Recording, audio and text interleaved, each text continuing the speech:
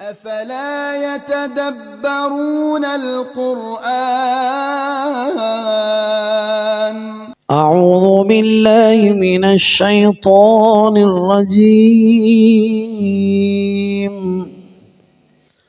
بسم الله الرحمن الرحيم يا بني إسرائيل اذكروا نعمتي التي أنعمت عليكم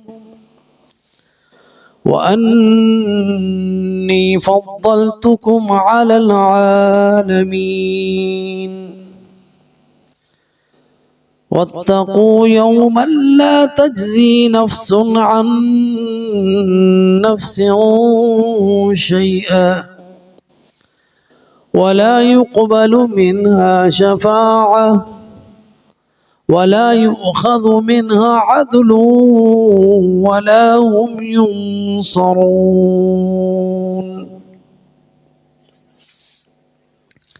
وإذ نجيناكم من آل فرعون يسومونكم سوء العذاب يذبحون أبناءكم ويستحيون نساءكم وفي ذلكم بلاء من ربكم عظيم وإذ فرقنا بكم البحر فأنجيناكم وأغرقنا آل فرعون وأنتم تنظرون صدق الله العظيم یا بنی اسرائیل، اے یعقوب علیہ السلام کے بیٹو، اے اسرائیل کے بیٹو، اے اسرائیل کی اولاد، اذکروا یاد کرو نعمتی میری نعمت کو، التی جو کہ انعمت میں نے انعام کی، علیکم تم پر، وانی اور بے شک میں نے فضلتکم تم کو فضیلت دی، علی العالمین جہانوں کے اوپر، واتقوا اور ڈر جاؤ، یوماً اس دن سے، لا تجزی نفس کوئی جان فائدہ نہیں دے گی، عن نفس کسی بھی جان کو، شیئن کچھ بھی، ولا يقبل منها شفاعہ اور نہ ہی اس سے شفاعت قبول کی جائے گی، کسی سے شفاعت قبول نہیں کی جائے گی، ولا يؤخذ منها عدل اور نہ ہی کوئی فدیہ لیا جائے گا، ولا هم ينصرون اور نہ ہی ان کی مدد کی جائے گی۔ ان آیات کی تفسیر دیکھیں، بنی اسرائیل کو مخاطب یہ دوسرا خطاب ہے، اور انہی آیتوں کے ساتھ دوبارہ تاکید کے لیے یہی آیت پہلے بھی گزری،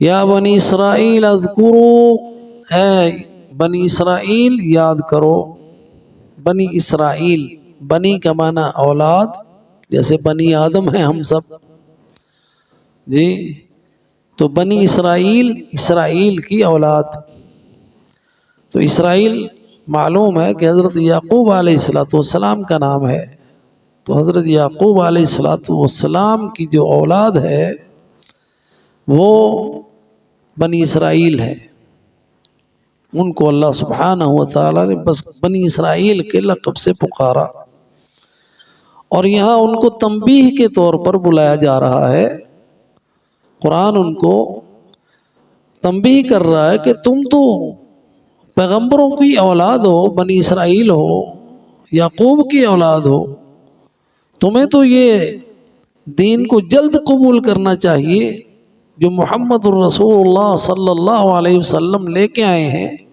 اور یہ تصدیق کرنے والا ہے اس کی جو تمہارے پاس ہے، تورات اور انجیل کی، اور تمہیں تو کافر نہیں ہونا چاہیے۔ یا بنی اسرائیل، او بنی اسرائیل، او یعقوب کی اولاد، اذکرو یاد کرو، نعمتی میری نعمت کو۔ یہاں پہ نعمت سے مراد نعمتیں ہیں۔ اللہ نے بنی اسرائیل پر بہت سی نعمتیں کی جن کا ذکر آگے آئے گا تفصیل کے ساتھ۔ التی انعمت علیکم، جو نعمتیں میں نے تم پر کی، اور ان میں سے ایک نعمت یہ تھی وَأَنِّي فَضَّلْتُكُمْ عَلَى الْعَالَمِينَ، کہ میں نے تجھے تمہیں جہانوں پر فضیلت عطا کی۔ اب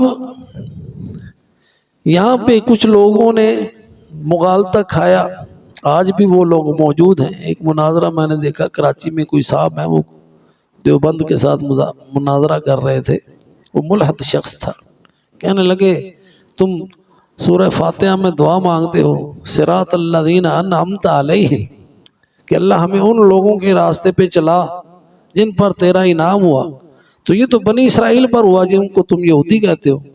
اللہ تعالیٰ کہتا ہے یا بنی اسرائیل اذکروا نعمتی التی انعمت علیکم، میں نے اے بنی اسرائیل نعمتوں کو یاد کرو جو میں نے تم پر کی ہیں۔ تو انعمت علیہم تو وہ لوگ ہیں یہودی جن کو تم یہودی کہتے ہو۔ تو خیر یہ اس کا مغالطہ، اس لیے کہ جو انعام یافتہ ان میں سے لوگ تھے نا، وہ وہی تھے جو انبیاء تھے اور ان کے جو پیروکار تھے، جنہوں نے انبیاء کو قتل کیا، اور جس کا ذکر آگے آئے گا۔ اور اللہ سبحانہ و تعالی نے ان کی ان نافرمانیوں کی وجہ سے ان سے انعام واپس لے لیا کہ اب نہ ان میں نبوت رہی اور نہ ان میں وہ انعامات رہے۔ تو اب وہ مغضوب علیہم، اللہ تعالیٰ نے ان پر غضب اپنا نازل کیا اور انہیں خنزیر اور بندر بنا دیا۔ تو یہ انعمت علیہم جب اللہ انعامات کر رہا تھا اس وقت کی بات ہے، جب اللہ سبحانہ و تعالیٰ نے ان میں سے انبیاء چنے تو یہ انعام تھا، جب ان کے اوپر من و سلوہ اتارا تو انعام تھا، جب اللہ نے ان کو فرعون سے نجات دی تو یہ انعام تھا، جس کا ذکر آگے تفصیل کے ساتھ آ رہا ہے۔ انعام تو ماضی کا صیغہ ہے، میں نے تم پر انعامات کیے، لیکن جب نعمتوں کی ناشکری کی جائے تو وہ نعمتیں پھر چھن جاتی ہیں۔ اب بنی اسرائیل سے اللہ سبحانہ و تعالیٰ نے یہ سارے انعامات اور فضیلتیں چھین کر ان پر ذلت اور مسکنت طاری کر دی، جس کا ذکر اگلی آئے گا آیات میں۔ وَأَنِّي فَضَّلْتُكُمْ عَلَى الْعَالَمِينَ، اور میں نے تمہیں فضیلت دی جہانوں کے اوپر۔ تو یہ فضیلت یہ ان کے اوپر اسی وقت اور اسی دور میں تھی جب ان میں انبیاء آ رہے تھے۔ اللہ تعالیٰ نے باقیوں سے ترجیح دے کر ان میں سے انبیاء چنے، حضرت عیسیٰ علیہ السلام تک یہ فضیلت ان کے پاس رہی۔ آخری نبی بنی اسرائیل کے جو آئے وہ حضرت عیسیٰ علیہ السلام۔ انی فضلتکم علی العالمین، اور پھر جب ان کے اس ناشکریوں کی وجہ سے اللہ سبحانہ و تعالیٰ نے یہ اعزاز ان سے چھین کر محمد الرسول اللہ صلی اللہ علیہ وسلم کی امت کو دے دیا۔ کنتم خیر امت اخرجت للناس تأمرون بالمعروف وتنہون عن المنکر وتؤمنون باللہ۔ اب یہ اعزاز نہ ان کے پاس نبوت رہی، وہ اللہ سبحانہ و تعالیٰ نے بنی اسرائیل سے لے کے بنو اسماعیل میں دے دی۔ حضرت محمد صلی اللہ علیہ وسلم یہ اسماعیل کی اولاد میں سے آئے، آخری نبی جو یہودی نہیں تھے، یعنی بنی اسرائیل میں سے نہیں تھے بلکہ عربی تھے۔ اور یہی وجہ بنی یہود کے انکار کرنے کی، وہ یہی سمجھتے تھے کہ نبوت تو ہمارے گھر کی ہے، یہ کہیں اور جا ہی نہیں سکتی، لیکن اللہ جس کو چاہتا ہے فضیلت عطا فرمائے۔ اللہ تعالیٰ نے ان کی نافرمانیوں کی وجہ سے اور ان کی ناشکریوں کی وجہ سے ان سے یہ اعزاز چھینا اور بنی اسماعیل کو دیا، اور حضرت ابراہیم علیہ السلام کی دعا کے مطابق اللہ سبحانہ و تعالیٰ نے وہ رسول بھیجا جو ان پر اللہ کے قرآن کی تلاوت کرنے والا ہے۔ تو انی فضلتکم علی العالمین، تو جو فضیلت تھی نا وہ دینی بھی تھی اور دنیاوی بھی تھی۔ جو بنی اسرائیل کو اللہ تعالیٰ نے انعام کیا نا وہ دینی بھی تھا دنیاوی بھی تھا۔ دینی اس لحاظ سے تھا کہ اللہ سبحانہ و تعالیٰ نے نبوت اسی خاندان میں رکھی، حضرت یعقوب علیہ السلام، اس کے بعد ان کے بیٹے حضرت یوسف علیہ السلام، اس کے بعد پھر انہیں کی اولاد میں سے آگے چلتے رہے، اور مصر میں حکومت رہی حضرت جب موسیٰ علیہ السلام بھی انہی کی اولاد میں سے آئے، حضرت داؤد علیہ السلام، حضرت سلیمان علیہ السلام، حضرت یوشع، حضرت یحییٰ، سارے انبیاء بنی اسرائیل کے، آخری نبی ان میں سے حضرت عیسیٰ علیہ السلام۔ تو یہ تو دینی فضیلت تھی کہ اللہ تعالیٰ نے ان کو باقی جہانوں سے فضیلت عطا کی، انی فضلتکم علی العالمین، کہ نبوت ان میں رکھی، اور اس کے بعد ان کے دنیاوی فضیلت بھی تھی کہ اللہ سبحانہ و تعالیٰ نے انہی کے خاندان کے بادشاہ بھی بنائے۔ حضرت یوسف علیہ السلام کو بادشاہت ملی، جس کا ان کا قصہ پورا سورہ یوسف میں موجود ہے، اللہ تعالیٰ نے کیسے انہیں کنویں سے نکال کے تخت شاہی پہ بٹھا دیا۔ اور حضرت داؤد علیہ السلام اور حضرت سلیمان علیہ السلام، حضرت سلیمان علیہ السلام کی تو ایسی حکومت تھی کہ جیسی حکومت دنیا میں کسی کو عطا ہی نہیں ہوئی، کہ ان کے پاس ان کی فوجیں ایسی تھیں کہ جس میں جانور بھی تھے، پرندے بھی تھے، جیسے ہدہد کا قصہ بھی، اور وہ تخت بلقیس لانے کا قصہ بھی موجود ہے۔ تو وہ فضیلت تھی دنیاوی لحاظ سے، انی فضلتکم علی العالمین۔ تو یہ فضیلت ان کے اوپر تب تک رہی جب تک کہ ان کے اوپر وہ ذلت نہیں طاری کر دی گئی۔ جب وہ نافرمانیوں میں ایسے بڑھے جن کا ذکر آگے آئے گا، کہ حضرت موسیٰ کو بھی ایسے کہہ رہے کہ تم اپنے رب سے کہو، جیسے رب جو ہے موسیٰ کا ہے ان کا نہیں ہے۔ تو اس حد تک ان کی ناشکریاں تھیں۔ پھر اللہ کی عبادت کو چھوڑ کر بچڑے کو پوجنا شروع کر دیا، شرک۔ اور جب کسی قوم سے گزرے موسیٰ سے کہنے لگے جس طرح ان کا معبود ہے نا ہمارا بھی ایسا ہی بت کوئی بنا دو۔ یہ ناشکریاں، ان ناشکریوں کی وجہ سے اور ان نافرمانیوں کی وجہ سے اللہ نے حکم دیا کہ ہفتے کے دن آپ نے شکار نہیں کرنا، تو انہوں نے ہیلے بہانے سے شکار شروع کر لیا۔ وہ گڑھے کھود لیے دریا کے کناروں پہ، اور ہفتے کے دن ان کو بند کر دیتے اور اگلے دن اٹھا لیتے، کہتے ہم نے ہفتے کو تو نہیں نہ کیا، ہفتے کو ممانے دینا۔ اگر یہی وتیرہ آج کا مسلمان رکھتا ہے تو وہ بھی اسی اللہ کی رحمت سے دوری کا مستحق ہو جاتا ہے۔ اس لیے ان کے قصے کو بڑی تفصیل کے ساتھ قرآن میں سورہ بقرہ میں اللہ تعالیٰ نے خاص طور پر بیان کیا ہے، اور سب سے زیادہ ذکر جو پچھلی قوموں کا ہوا ان میں سب سے زیادہ ذکر قرآن میں بنی اسرائیل کا ہے، کہ جتنی ان میں بیماریاں تھیں ان سب سے بچنا ہے، اور ان سب میں ملوث ہونے کے خطرات موجود ہیں۔ اور آج بھی لوگ کتنے موجود ہیں جو حق کو چھپاتے ہیں، اور اللہ نے منع کیا ہے لا تلبسوا الحق بالباطل وتکتموا الحق وانتم تعلمون۔ اپنی مفادات کی وجہ سے، دنیاوی مفادات کی وجہ سے حق کو باطل کے ساتھ ملاتے ہیں۔ اگر کسی حق سنائی بھی دے تو کہتے ہیں نہیں ان کی بات نہیں ماننا، قرآن بھی سنا رہا ہے، حدیث کی دلیل بھی دے رہا ہے، اس کی بات نہ مانو، یہ تو وہابی ہے۔ یہ اتنا باطل کا لیبل ایسا ٹھوپ دیتے ہیں کہ کوئی ان کی بات ہی نہ سنے، وہابی ہے۔ اللہ کی بات کر رہا ہے، اس کے رسول کی بات کر رہا ہے۔ اگر اللہ کی بات ہے تو اگر آپ کو شک ہے تو قرآن کھول کے دیکھ لو، اللہ ہی کی بات ہے۔ ایسا لیبل لگا دیا کہ لوگ دور ہی رہیں۔ یہی لیبل مشرکین مکہ نبی صلی اللہ علیہ وسلم پر لگاتے تھے، تلبسون الحق بالباطل، اور یہی لیبل یہودی لگاتے تھے مدینے میں نبی صلی اللہ علیہ وسلم کہ یہ تو دیوانہ پاگل ہے، اس کی بات نہ مانو، یہ جھوٹا ہے، اس کی بات نہ مانو۔ وہ کہتے تھے مشرکین مکہ یہ صابی ہے، یہ تلبیس تھی ان کی، یہ حق کو باطل کے ساتھ ملانا تھا تاکہ لوگ ان کی باتوں میں آ کے کہیں ایمان نہ لے آئیں۔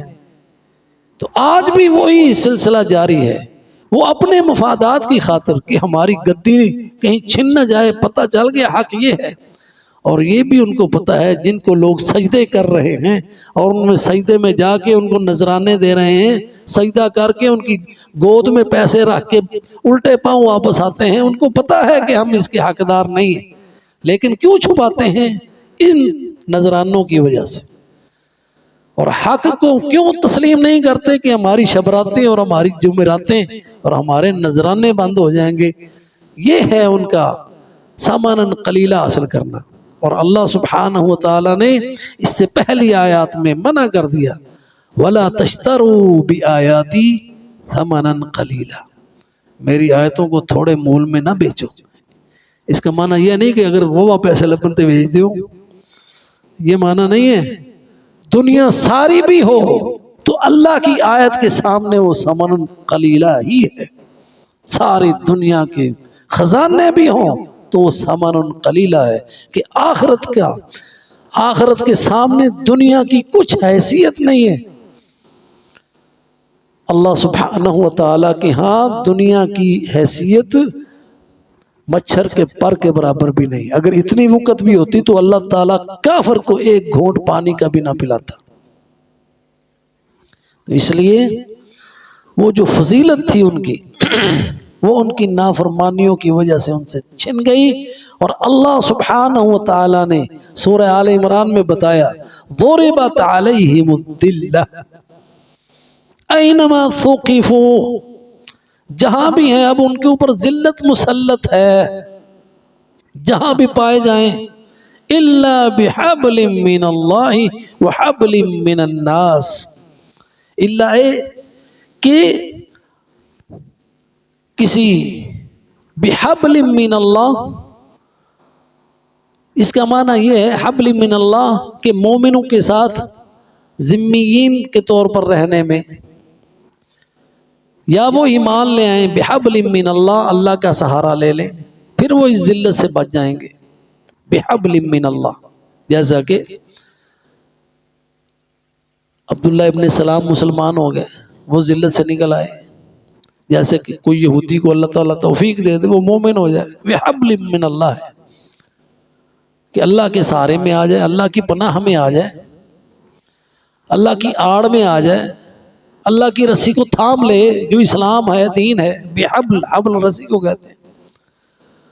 ان کے اوپر ذلت طاری ہی رہے گی، لیکن اس ذلت میں ان کے پاس دو موقع ہیں۔ وہ کیا ہے؟ ایک حبل من اللہ ہے اور دوسرا وحبل من الناس، یا لوگوں کی آڑ میں وہ ذلت سے نکل نہیں سکتے۔ آج جو یہودی ظلم کر رہا ہے، آج جو یہودی وہاں پہ ایک ملک بنا کے بیٹھا ہے تو وہ حبل من الناس ہے، وہ حبل من الناس کی ایک لوگوں کی آڑ میں ہے۔ پہلے اس کے پیچھے برطانیہ تھا، آج اس کے پیچھے برطانیہ اور امریکہ اور سارا یورپ ہے۔ یہ حبل من الناس ہے، یا لوگوں کے سہارے، یہ لوگوں کے سہارے، یہ مومنوں کا، مسلمانوں کا اس سہارے کے بغیر مقابلہ نہیں کر سکتے۔ وہ اس سہارے کی وہ ان کی شے پہ یہ ظلم کر رہے ہیں۔ آج اگر وہ پیچھے ہو جائیں تو یہ ایک دن بھی مسلمانوں کے سامنے ٹھہر نہیں سکتے۔ اور حالت ان کی یہ ہے کہ بزدلی ان کے اندر اتنی ہے کہ سامنے آ کے مقابلہ نہیں کر سکتے۔ اللہ سبحانہ و تعالی نے سورہ حشر میں بتایا، سوائے قلعوں میں بند ہو کر، ابھی بھی جہازوں سے کریں گے فائرنگ یا ٹینکوں میں بیٹھ کے آئیں گے، آمنے سامنے مقابلہ کرنے کی ہمت نہیں ہے اور نہ ہو سکتی ہے ان میں، کیونکہ اللہ سبحانہ و تعالیٰ نے ان کے اوپر ذلت اور مسکنت طاری کر دی ہے، اور اللہ نے بتایا ہے لا یقاتلونکم جمیعا الا فی قرى محصنۃ او من وراء جدر، یہ تمہارے ساتھ قتال نہیں کریں گے، مومن چاہے کتنا بھی کمزور ایمان والا ہے نا، یہ تم سے نہیں لڑیں گے، لا یقاتلونکم جمیعا، سارے اکٹھے ہو کے نہیں لڑیں گے تمہارے ساتھ، الا سوائے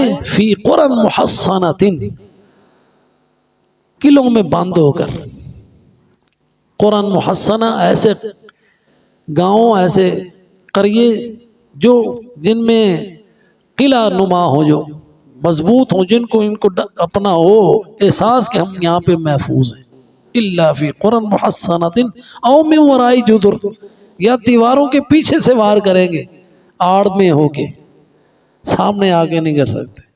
آج ویڈیو دیکھ لیں جنگوں کی، مسلمان آ رہا ہے کوئی آڑ نہیں ہے، میدان میں آ کے ان کے ٹینک کے سامنے آ کے ان کو فائر کرتا ہے، ایمان ہے نا، تو وہ ٹینک سے نکلتے نہیں، یا پھر جہازوں سے فائرنگ کرتے ہیں، یا پھر کوئی دیکھ کے بلڈنگ اس میں چھپ کے بیٹھ کے فائرنگ کرتے ہیں، سامنے آگے کوئی نہیں فائر، اور مارتے بھی کن کو ہیں؟ ہتھوں کو، جو ان کے مقابلے میں نہیں ہیں، بچے ہیں، عورتیں ہیں، بوڑھے ہیں۔ لا یقاتلون، یہ ان کی ذلت اور مسکنت ہے۔ تحسبهم جمیعا وقلوبهم شتى باسم بینہم شدید، ان میں آپس میں بھی بہت مخالفت ہے، اور یہ مخالفت آپ دیکھ بھی رہے ہیں، ایسے لگتا ہے کہ جیسے ایک ہے لیکن ایک نہیں ہے۔ خیر، انی فضلتکم علی العالمین، تو یہ جو فضیلت تھی نا یہ ان سے چھن چکی ہے، اب وہ افضل نہیں ہے، اب افضل اللہ سبحانہ و تعالیٰ کے فیصلے کے مطابق کنتم خیر امت اخرجت للناس، اب یہ فضیلت مومنوں کے پاس ہے۔ اگلی آیت دیکھیں، اگر ٹائم ہے تو پڑھ لیں، واتقو، جی، اور ڈر جاؤ، یومن، اس دن سے، کون سا دن ہے؟ لا تجزی نفس عن نفس شیئا، اس دن کوئی جان کسی جان کے کچھ بھی فائدہ نہیں آئے گی، کوئی کسی کو کچھ بھی فائدہ نہیں پہنچا سکے گا۔ لا تجزی نفس عن نفس شیئا، یعنی کوئی کسی کا کچھ بھی سوار نہیں سکے گا، جیسا کہ فرمایا وَلَا تَزِرُ وَازِرَةً وِزْرَ أُخْرَى، وہ قیامت کا دن ایسا ہوگا کوئی کسی کا بوجھ نہیں اٹھائے گا۔ آج جو کہتے ہیں نا ہمیں نذرانے دے دو اور ہم تمہارا بوجھ اٹھا دیں گے، جھوٹے ہیں۔ اللہ سبحانہ و تعالیٰ نے فرمایا لا تزر وازرة وزر، کوئی کسی کا بوجھ نہیں اٹھائے گا۔ یہ جو پیر کہتا ہے نا بس ہم نے تمہارا بوجھ اٹھا لینا ہے، بس نذرانہ دے دو، جھوٹا ہے۔ اور اللہ سبحانہ و تعالیٰ نے اس دن کی تصویر یہ بتائی ہے لِكُلِّ إِمْرٍ مِّنْهُمْ يَوْمَئِذٍ شَأْنٌ يُغْنِيهِ، ہر شخص کو اپنی پڑی ہوگی، ہر شخص کو اپنی پڑی ہوگی۔ قیامت کے مراحل ہیں، ایک مرحلہ ایسا بھی آئے گا کہ انبیاء بھی کو بھی اپنی پڑی ہوگی، نفسی نفسی، سب نفسی نفسی پکار ہیں، مجھے اپنی جان کی فکر ہے، میں بچ جاؤں، یہ مرحلہ بھی آئے گا۔ اور پھر وہ سارے کے سارے لوگ جائیں گے انبیاء کے پاس، ایک ایک کے پاس جائیں گے، آدم سے لے کر حضرت عیسیٰ تک۔ پھر لوگ بتایا جائے گا کہ جاؤ اذهبوا الى محمد صلی اللہ علیہ وسلم، جاؤ محمد صلی اللہ علیہ وسلم کے پاس، اس کے پاس یہ اللہ سبحانہ و تعالیٰ نے ان کو یہ دیا ہے مقام، جو مقام محمود ہے۔ آپ شفاعت کریں گے سب کی اس وقت، اور وہ شفاعت عامہ ہے، اور اس سے پہلے کوئی کسی کی شفاعت نہیں۔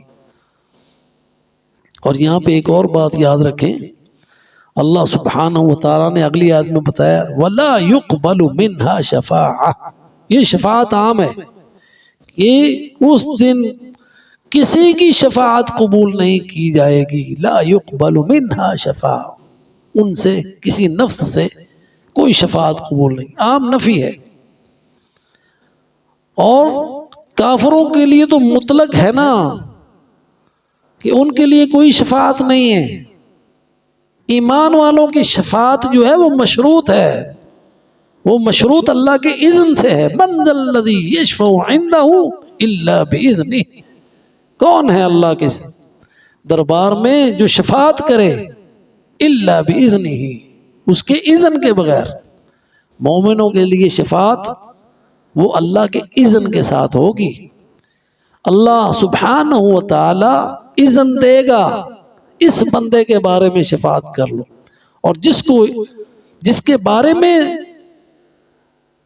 شفاعت کا اذن ہوگا اسی کی شفاعت کر سکے گا. اور جس کو ہوگا کہ آپ کریں وہ بھی اللہ کا اذن ہوگا. جو سب سے پہلے محمد الرسول اللہ صلی اللہ علیہ وسلم کو اذن ہوگا پوری جہانوں کی شفاعت کا مقام محمود پر، اور اللہ فرمائیں گے اشفع تشفع، ارفع راسک یا محمد اشفع تشفع. اور وہ شفاعت عام ہوگی اس جو ہولناکیاں ہیں نا اس قیامت کے دن کی اور حساب شروع کرنے کی، وہ شفاعت ہوگی. وہ جنت میں داخلے کی شفاعت نہیں ہے. اور کفر جو ہے وہ ہمیشہ کے لیے جہنمی ہے. ان کے لیے تو کسی کو اذن ہے ہی نہیں کہ تم ان کی شفاعت کرو، ان کو نکالو ادھر سے. کسی کافر کے لیے شکایت نہیں، کوئی شفاعت نہیں ہے. ایمان والوں کے لیے شفاعت ہوگی، وہ بھی اللہ کے اذن سے.